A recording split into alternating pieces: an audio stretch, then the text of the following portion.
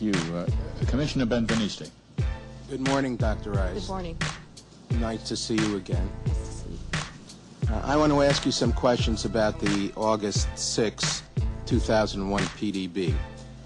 We had been advised in writing by the CIA on March 19, 2004, that the August 6 PDB was prepared and self-generated by a CIA employee.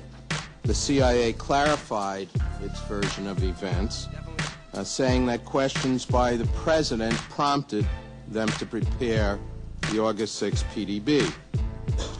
You have said to us that the President directed the CIA to prepare the August 6 PDB.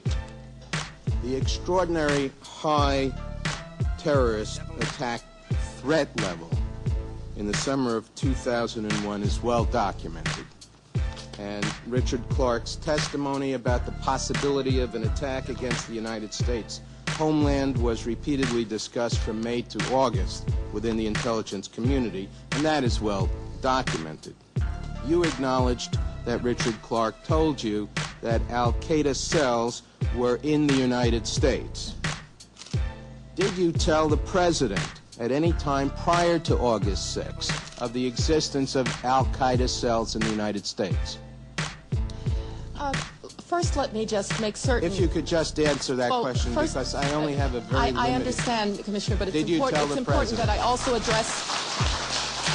It's also important, Commissioner, that I address the other issues that you have raised. So I will do it quickly, but if you'll just give me a moment. Well, my only question to you is whether you told the President. But if you'll just give me a moment, I will address fully the questions that you've asked. First of all, yes, the August 6th PDB was in response to questions of the President. There was no recommendation that we do something about this. The FBI was pursuing it. I really don't remember, Commissioner, whether I discussed this with the President. I remember very well that the President was aware that there were issues inside the United States. He talked to people about this. But I don't remember the al-Qaeda cells as being something that we were told we needed to do something about. Isn't it a fact, Dr. Rice, that the August 6 PDB warned against possible attacks in this country? And I ask you whether you recall the title of that PDB.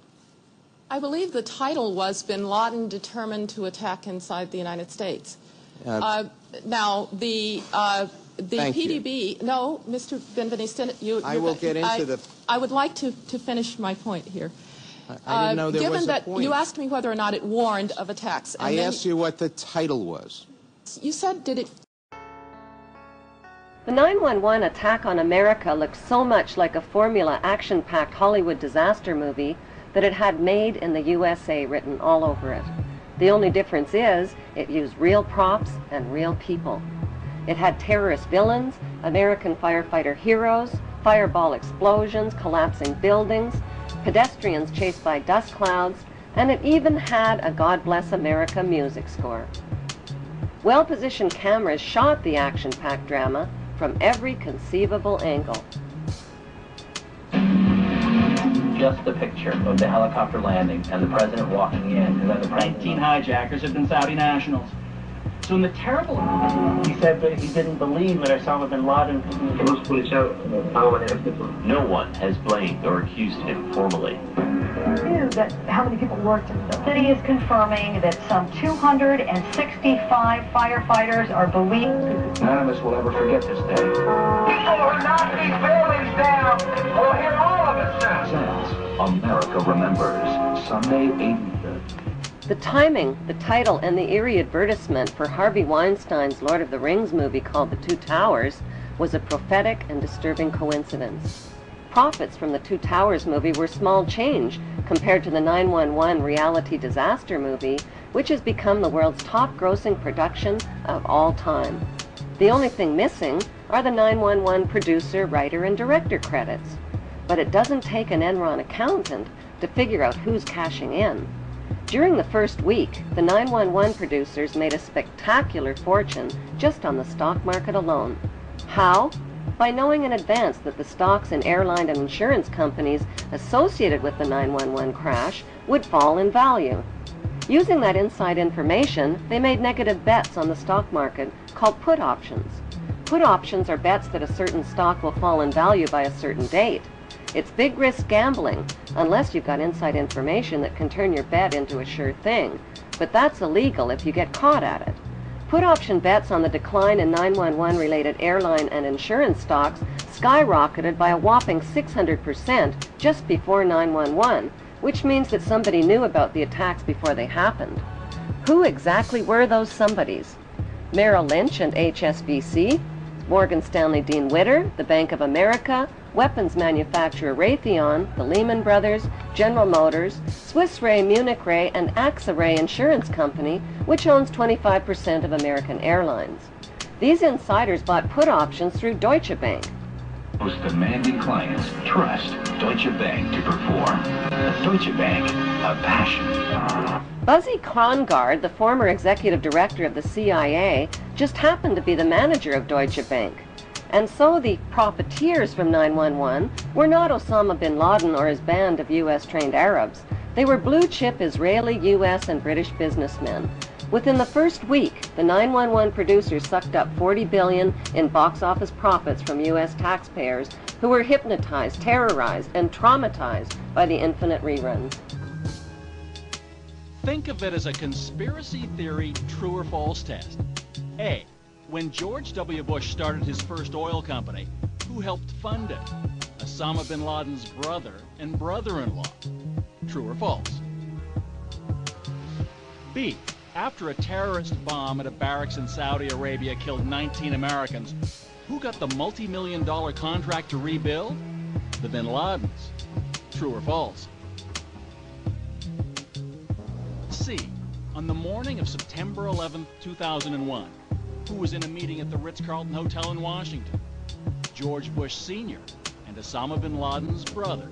True or false? Actually, the answer could be D, all of the above. Because believe it or not, as far-fetched as they sound, each and every one of those things, the bin Laden link to the Bush Oil Company, the bin Laden construction contract after the terrorist bomb, and the bin Laden-Bush meeting on 9/11, is true.